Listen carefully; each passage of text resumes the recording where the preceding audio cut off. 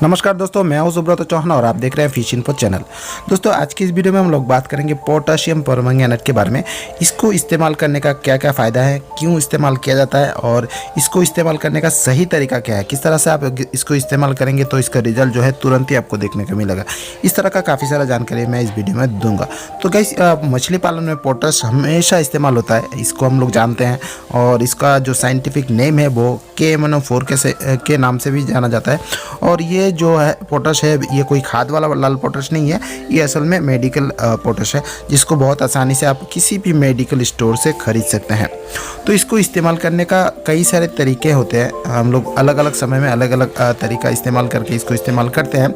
जैसे कि मछलियाँ पकड़ के मछली के ऊपर इस्तेमाल करना, या तालाब में सीधा इसको इस्तेमाल करना, या मछलियाँ जब हम लाते हैं कहीं से खरीद के, तब उसको क्लीन करने के लिए उसका जो एक टैंक में थोड़ा सा पाउडर देके उसको उसी टैंक में इस्तेमाल करते हैं और मछली को धोकर इसके बाद ही तालाब में छोड़ते हैं। इस तरह काफ़ी सारे तकनीक का इस्तेमाल करते हैं।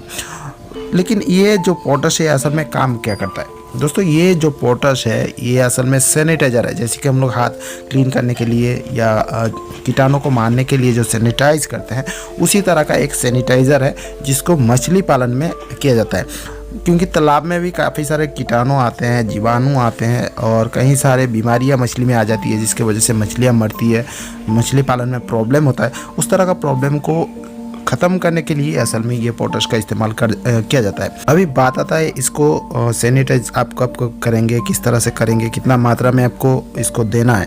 कैसे इसको सैनिटाइजेशन करने के लिए आपको हर महीने एक बार कम से कम पोटाश का इस्तेमाल कर देना चाहिए तालाब में, क्योंकि ठंड के मौसम में बीमारी मछली में बहुत ज़्यादा आती है। और सबसे बड़ी जो दिक्कत हमें देखने को मिलता है वो है मछली का बॉडी में लाल लाल धब्बा हो जाना, मछली का बॉडी में घाव हो जाना, और मछली का बॉडी जो है वो सड़ने लगता है, पूंछ गलने लगता है। इस तरह का काफ़ी सारा प्रॉब्लम हमारा मछली में होने लगता है। और ये सारा दिक्कत हमारा मछली में ना आए, इसके लिए हमें पोटाश का इस्तेमाल करते रहना चाहिए।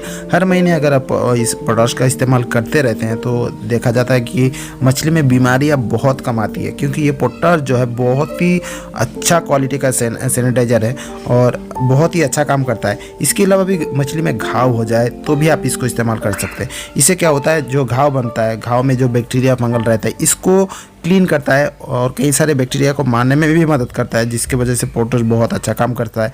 और आपका मछली में किसी तरह का घाव हो गया, बीमारी आ गया और उस बीमारी के लिए आप किसी तरह का मेडिसिन का इस्तेमाल करना चाहते हैं, तो उसके पहले आपको पोटाश का इस्तेमाल कर लेना चाहिए। इससे क्या होता है, वो घाव जो है वो साफ़ होता है, क्लीन हो जाता है, उसमें कई सारे बैक्टीरिया जो है मर जाता है। तो और इसके बाद अगर आप मेडिसिन का इस्तेमाल करते हैं तो वो घाव में वो मेडिसिन बहुत अच्छा काम करता है। क्लीन हो जाने की वजह से वो मेडिसिन का जो पावर है वो काफ़ी हद तक बढ़ जाता है।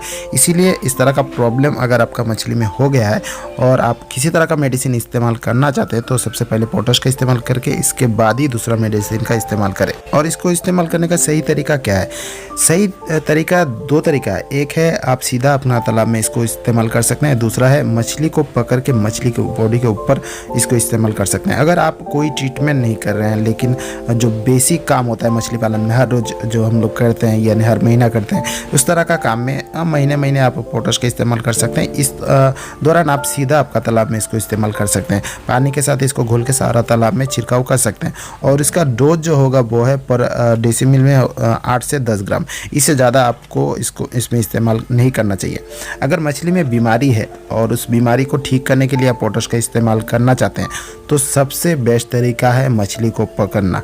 सारा मछली को आप नेटिंग से पकड़ लीजिए और नेट में आप पोटाश का इस्तेमाल करें।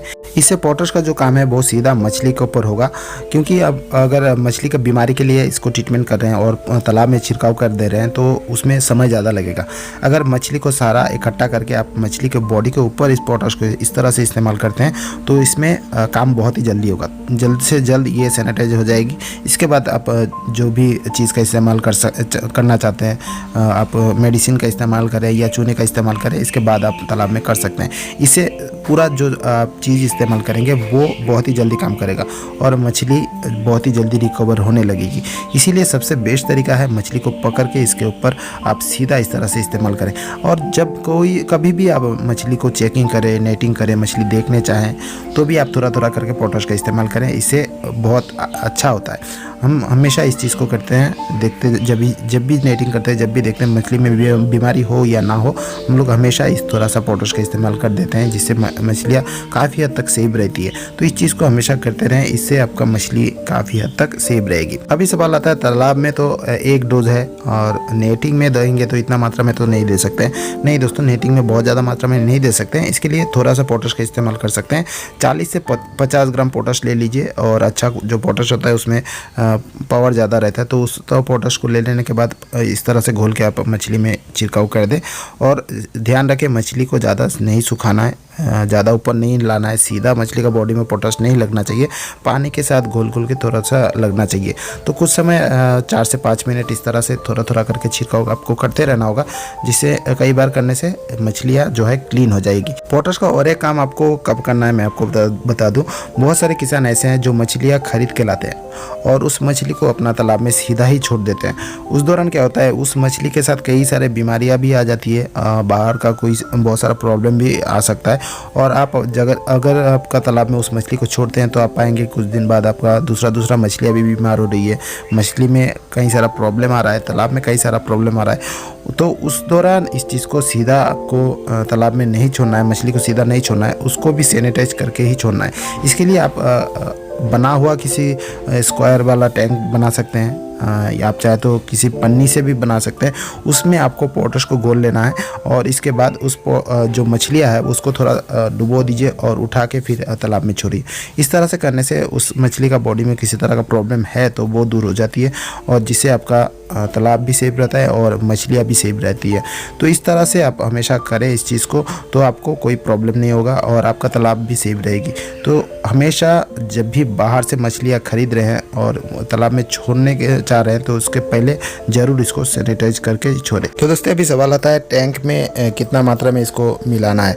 तो दोस्तों ये जो आप टैंक बनाएंगे उसमें 10 लीटर पानी में लगभग आपको 3 से 4 ग्राम पोटश का इस्तेमाल करना होगा और उसको अच्छे से घोल लेना होगा और मछलियाँ लाकर वहाँ पे थोड़ा सा डुबो देना है, 2-3 बार हिला रख के फिर उसको उठा के तालाब में छोड़ सकते हैं। सीधी बोलूँ तो 20 से 30 सेकंड आपको पानी में डुबोना है, इसके बाद उठाकर तालाब में छोड़ देना है। इस तरह से आपको इसको सैनिटाइज कर लेना है। इसके अलावा भी पोटर जो है काफ़ी सारा काम में आता है, काफ़ी सारा तालाब में ये मछली पालन में भी मदद करता है, काफ़ी सारा फ़ायदा इसका है। और इसके भी पहले भी मैं इसके बारे में काफ़ी सारा डिटेल में बता चुका हूँ। तो मैं आज जो मैं आपको बताया वो है सही तरीका क्या होता है अगर मछली में बीमारी हो, तो मैंने बताया असल में मछली को पकड़ के उसमें इसको इस्तेमाल करें तो काफ़ी फ़ायदा होगा। तो गाइस ये छोटी सी जानकारी आपको देना था। तो ये जानकारी अगर आपको अच्छा लगा है तो लाइक करें, वीडियो को ज़्यादा से ज़्यादा जरूर शेयर करना, चैनल पे पहली बार आए तो चैनल को जरूर सब्सक्राइब कर लेना। तो दोस्तों आज की वीडियो इतना ही, मिलते हैं नेक्स्ट वीडियो में नया एक टॉपिक के साथ। तब तक के लिए मैं सुब्रत चौहान आपसे विदा लेता हूँ।